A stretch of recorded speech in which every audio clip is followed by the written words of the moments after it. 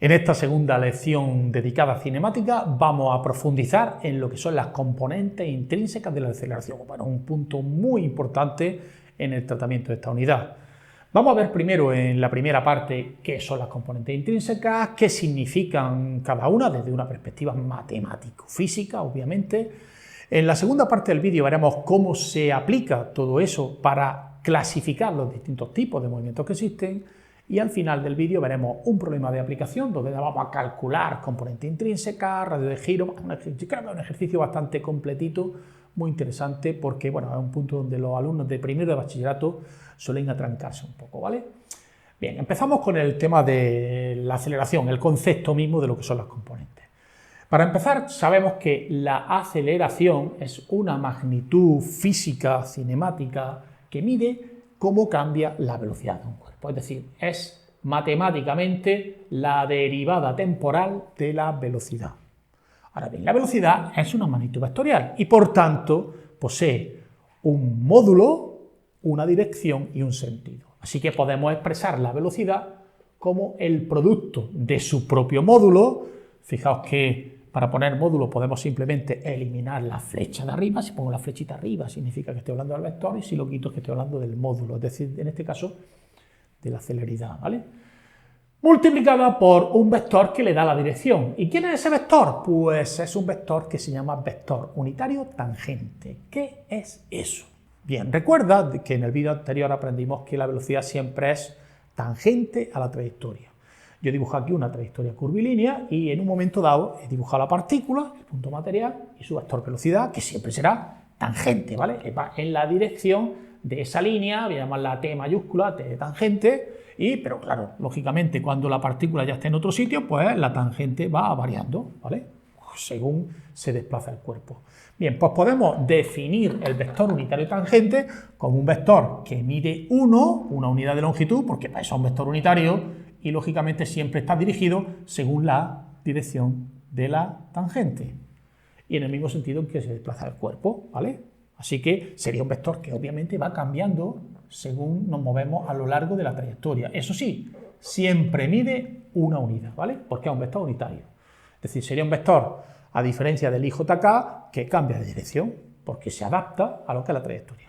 Bien, lo que vamos a hacer para llegar a las componentes intrínsecas simplemente es desarrollar la expresión de arriba, ¿vale?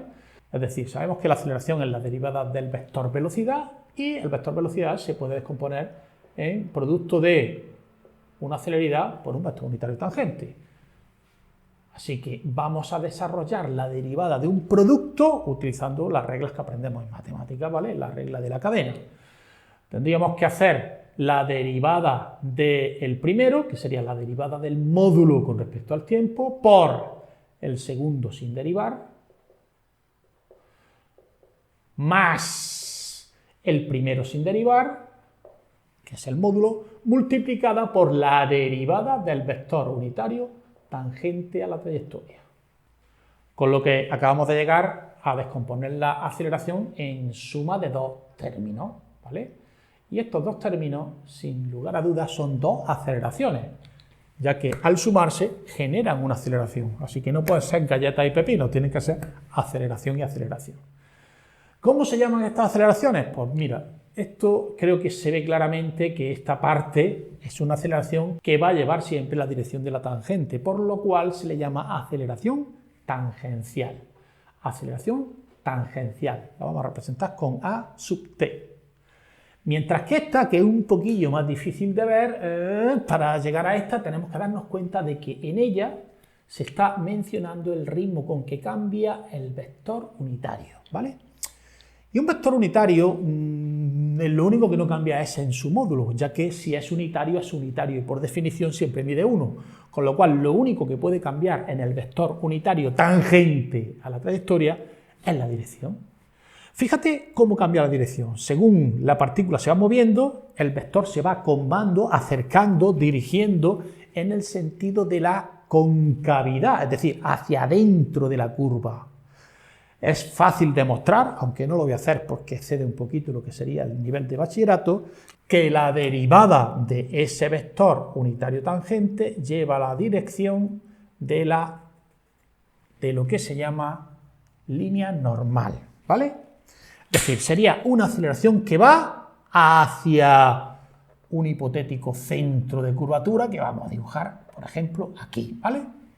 Y por eso, por el hecho de que esta aceleración va dirigida en la dirección de la normal, es decir, es perpendicular a la tangente, es por lo que a esta aceleración la llamamos aceleración normal y más comúnmente aceleración centrípeta. Centrípeto, la palabra centrípeto hace referencia a que va dirigido hacia el centro de curva, ¿vale? Hacia la concavidad. Así que tenemos que la aceleración llamada tangencial tiene la expresión esta, pero para llegar a la expresión de la aceleración centrípeta normal tendríamos que obtener a qué equivale todo esto. Ya digo que excede un poquito lo que es nuestro nivel matemático o la exigencia de lo que sería un bachillerato, pero es fácil, relativamente fácil demostrar que la aceleración normal o centrípeta tiene esta expresión. Sería el producto de la rapidez o celeridad en el punto en el que estemos hablando elevado al cuadrado partido por el radio de curvatura, es decir, la distancia que hay entre el punto hasta el hipotético centro con el que se ha trazado ese trozo de trayectoria, ese trozo de arco, multiplicada por un vector unitario que es perpendicular y que va en el sentido de la convexidad. Vector unitario normal, mide 1 igual que el otro, ¿vale? Bien, reflexionemos un poquito sobre qué significa cada una de ellas y cuándo van a existir y cuándo no. Bien. Aceleración tangencial. ¿Cuándo existirá aceleración tangencial? Pues si te das cuenta, la aceleración tangencial dependerá de que el módulo de la velocidad cambie o no. Es decir, si el objeto mantiene celeridad constante, la derivada de la celeridad será cero, puesto que la derivada de una constante es cero, y no existirá aceleración tangencial. Por tanto, la aceleración tangencial lo que mide es el ritmo con que está cambiando la rapidez, la celeridad. Es decir, nos dice si el objeto pasa de tener 10 a 12 km por hora o 10 a 8, porque una derivada puede salir positiva o negativa. Es decir, la aceleración tangencial podría ser tanto a favor de la velocidad como en sentido contrario, pero siempre tangente y por tanto paralela a la velocidad, ¿vale? Mientras que la aceleración normal va a ser un vector que va a apuntar siempre hacia el centro de curvatura. ¿Cuándo va a existir? Se ve muy bien, creo que aquí, ¿vale? Pues siempre y cuando el vector unitario tangente no sea constante. ¿Cuándo el vector unitario tangente no cambia? Pues en los movimientos rectilíneos, porque el vector unitario tangente siempre irá en la misma dirección y el mismo sentido y tendrá el mismo módulo. Así que en movimientos rectilíneos no existirá aceleración normal. Por tanto, ¿qué mide la aceleración normal? Pues las curvas. Existirá aceleración normal o centrípeta cuando el cuerpo curve y no existirá cuando el movimiento sea rectilíneo. De hecho, fíjate, el radio de curvatura está dividiendo. ¿Qué significa? Que si el radio de curvatura es pequeñito, es decir, un círculo muy cerrado, ¿vale? Una curva muy cerrada, al estar dividiendo va a salir un número muy alto. De alguna manera nos está midiendo la violencia de la curvatura, ¿vale? Lo agresiva que es la curva, ¿vale? En consecuencia, tenemos que la suma de esas dos aceleraciones, aceleración normal y tangencial, generan la aceleración total, ¿vale? Es decir, la aceleración total es la suma de una aceleración tangencial más una aceleración normal. Puede existir una, puede existir la otra, pueden existir las dos, ¿vale? Dependiendo del caso tendremos los distintos tipos de movimiento y la relación entre los módulos de estas tres aceleraciones, es decir, las dos componentes y la aceleración total, es muy fácil de relacionar usando el teorema de Pitágoras, ya que aceleración tangencial y normal son siempre perpendiculares, por tanto forman entre ellas un triángulo rectángulo. De manera que la aceleración total sería, por ejemplo, la raíz cuadrada de la aceleración tangencial al cuadrado más la aceleración normal al cuadrado.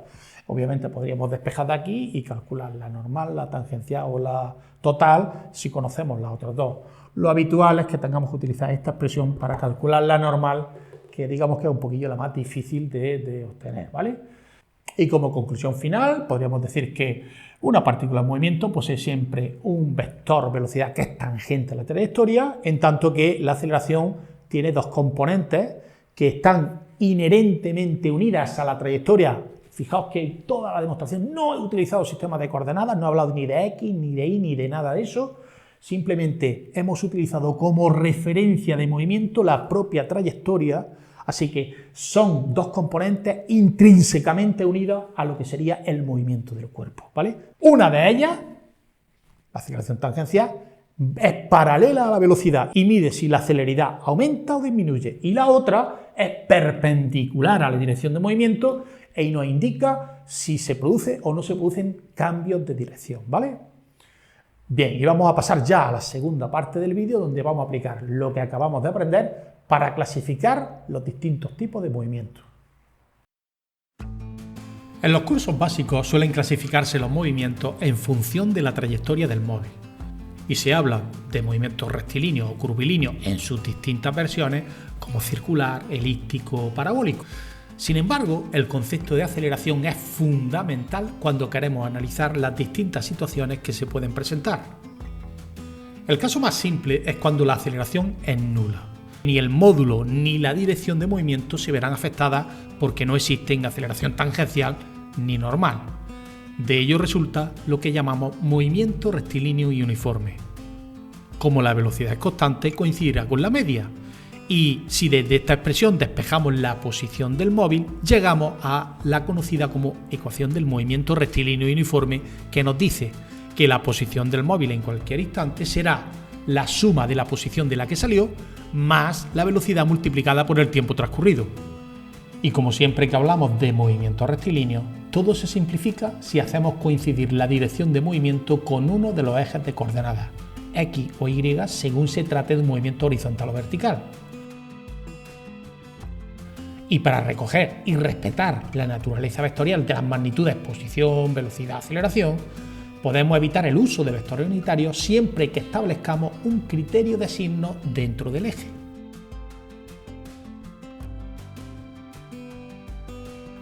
Cuando la aceleración es constante en todo momento, decimos que el movimiento es uniformemente acelerado. Esto implica que la aceleración y la aceleración media coinciden, de lo que despejando de esta expresión llegamos a que la velocidad en cualquier instante será la velocidad inicial más la aceleración por el tiempo, lo que implica que el vector velocidad siempre va a estar en el plano que definen A y V sub 0 y que se conoce como plano osculador. Y para obtener una ecuación de la posición que nos permita calcular la posición del móvil, tenemos que partir de la expresión de la velocidad instantánea. Recuerda que la velocidad en este caso es variable y que se puede calcular como el cociente de infinitésimo, diferencial de r entre diferencial de t. Despejando desde aquí vemos que un infinitesimal de desplazamiento equivaldría a una velocidad instantánea por un infinitesimal de tiempo. Para resolver esta expresión diferencial se requiere el uso de integrales que normalmente se utilizan en segundo bachillerato. Y una vez resuelta la integral completa, llegamos a lo que se llama ecuación del movimiento uniformemente acelerado. Pueden presentarse tres casuísticas interesantes. La primera es si la velocidad inicial es cero. En este caso, el sentido del movimiento será el que marque la aceleración, ya que no existía velocidad inicial. Un ejemplo de este tipo de movimiento es cuando dejamos caer un objeto desde cierta altura. Se llega a una situación muy parecida cuando la velocidad inicial y la aceleración son paralelas, ya que no existirá componente normal, es decir, toda la aceleración tendrá un efecto tangencial de lo que derivará un movimiento rectilíneo. Y hablaremos de movimiento acelerado o retardado en función de si la aceleración va en el mismo sentido o en sentido contrario a la velocidad inicial. Pero en cualquier caso se tratará de un movimiento rectilíneo uniformemente acelerado. Y al tratarse de movimiento rectilíneo, en lugar de utilizar el vector de posición r, solemos utilizar x o y según el caso, según convenga. Un ejemplo de este tipo de movimiento muy común es cuando lanzamos un objeto hacia arriba o hacia abajo, aunque en este caso solemos utilizar el símbolo y para la posición del cuerpo. Y el tercer caso, más complejo, es cuando la velocidad y la aceleración no tienen la misma dirección. Ahora sí existirá una aceleración tangencial, una aceleración normal, con lo cual resultará un movimiento parabólico.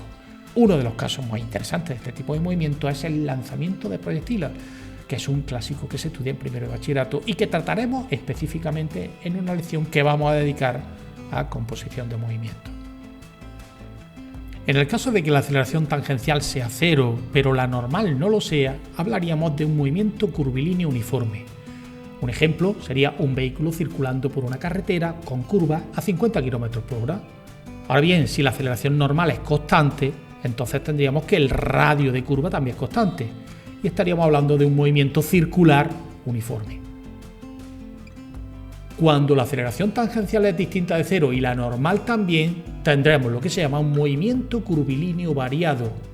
Aunque si la aceleración normal es constante, estaríamos hablando de un movimiento circular. Y si la aceleración tangencial también lo es, estaríamos hablando de un movimiento circular uniformemente acelerado que trabajaremos junto con el anterior en una lección específica.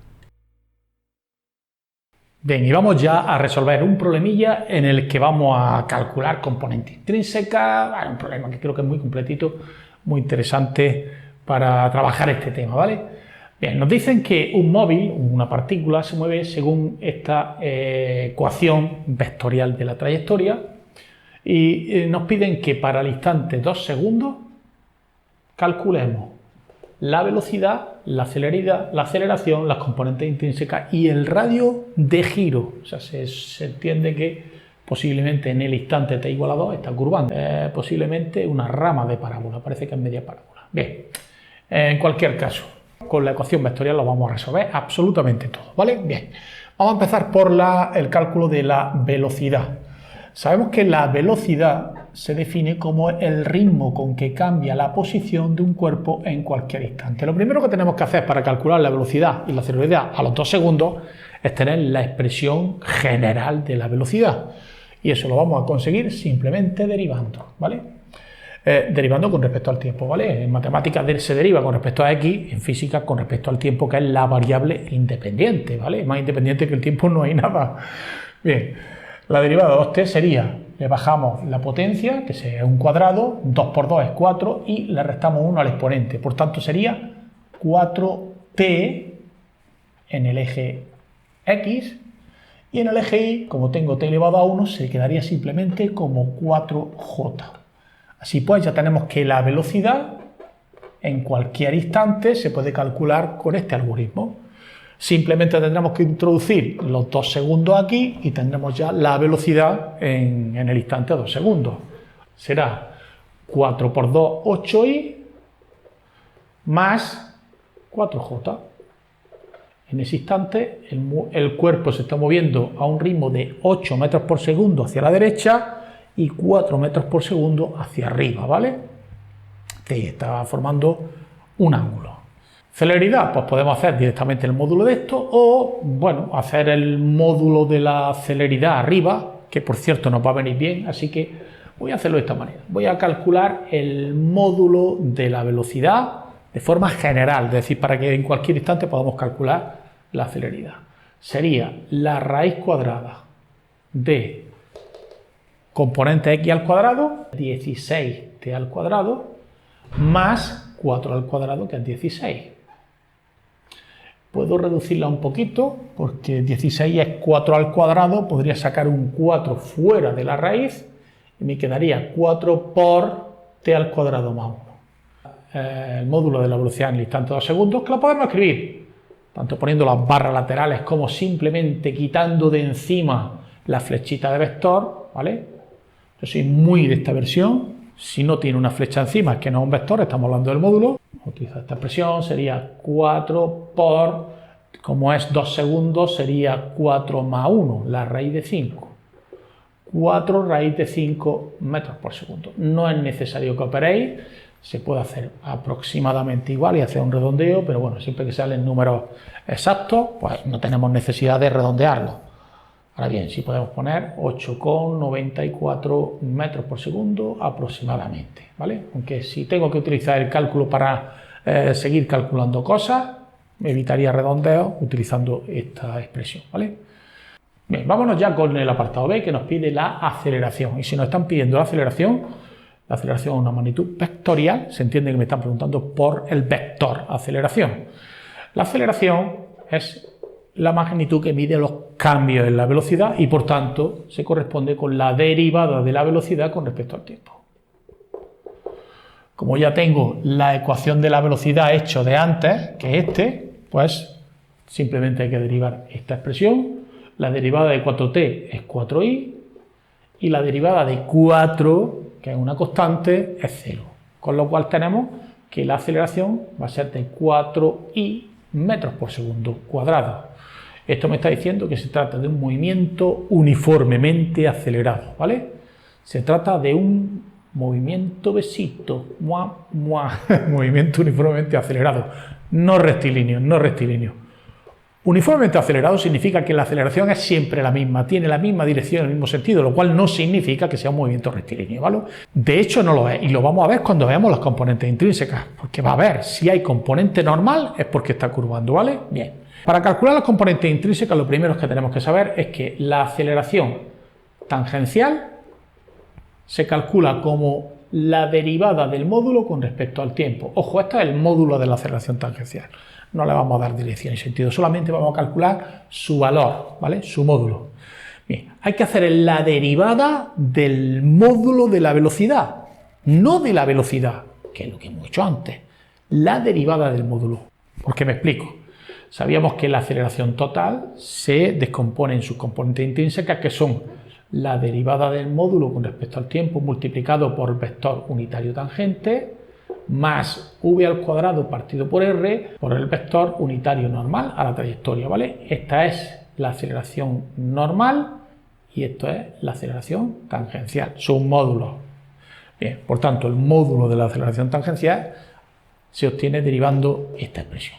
Para derivar esto creo que se entiende muy bien si lo escribo en forma polinómica, ¿vale? Sería t al cuadrado más 1 elevado a un medio, ¿vale?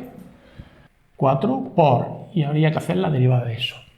Bajo la potencia sería un medio, coloco t al cuadrado más 1 y le resto una unidad a la potencia, una unidad menos sería menos un medio, y ahora multiplico por la derivada de lo que hay en el paréntesis, que sería 2t.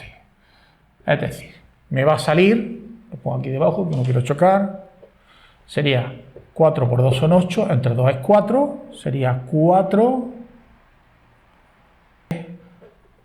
metros segundos cuadrados. Esa sería la aceleración tangencial. Ahora bien, la aceleración tangencial al instante 2 segundos, pues sería la aceleración tangencial a los 2 segundos, simplemente donde pone t ponemos un 2, 4 por 2 es 8, partido por la raíz de 5. 8 partido raíz de 5 metros por segundo al cuadrado, aproximadamente 3,58 metros por segundo al cuadrado. Lo que me dice que en este instante, a los 2 segundos, existe una componente de aceleración que está haciendo que el módulo de la velocidad crezca, ¿vale? Y para calcular la aceleración normal nos vemos en un pequeño aprieto. ¿Por qué? Pues porque, bueno, la velocidad, el módulo de la velocidad en el instante 2 segundos sí que lo conocemos, lo tenemos aquí, ¿vale? Pero no sabemos el radio de curvatura, es decir, no sabemos qué radio tiene. Además, seguramente va a ser un radio irregular, puesto que se trata de una parábola. Así que no nos queda otra que tirar del concepto de componente. Sabemos que la aceleración normal más la tangencial suman la aceleración total, con lo que la aceleración normal al cuadrado más la aceleración tangencial al cuadrado tiene que sumar lo mismo que la aceleración total al cuadrado. De ahí voy a poder obtener la aceleración normal. Fijaos que la aceleración normal sería la raíz cuadrada de la aceleración total menos la tangencial elevada al cuadrado. Y resulta que conozco las dos. Conocemos la aceleración, no en el instante de segundos, en cualquier instante porque es constante, que es 4 metros por segundo, es la aceleración total en todo momento, y en el instante 2 segundos sabemos que la aceleración tangencial es 8 raíz de 5, 4 al cuadrado, que es 16, menos la aceleración tangencial, que es 8 partido raíz de 5 elevado al cuadrado, que queda como 4 raíz de 5 partido por 5 metros por segundo al cuadrado, que equivale a 1,79 metros por segundo al cuadrado. Así que ya tenemos la componente normal, como veis no es cero, con lo cual en ese instante, en el instante de 2 segundos, la partícula está girando. También tenemos la aceleración tangencial, también tenemos la aceleración total, tenemos la celeridad, tenemos prácticamente todo, pero nos falta calcular el radio de giro, ¿vale? Fijaos que si hay aceleración de curvatura es porque está girando, es decir, existe algún radio de giro. Si nos hubiera salido que la aceleración normal es cero, eso significa que no está curvando y por tanto el radio de giro sería infinito. Vamos a ver de dónde sacamos el radio de giro. Evidentemente de aquí, ¿vale?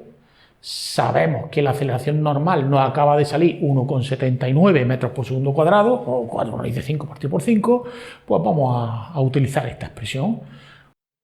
Como sé que la aceleración normal es el módulo al cuadrado partido por el radio, de ahí puedo obtener que el radio sería el módulo de la velocidad partido por la aceleración normal.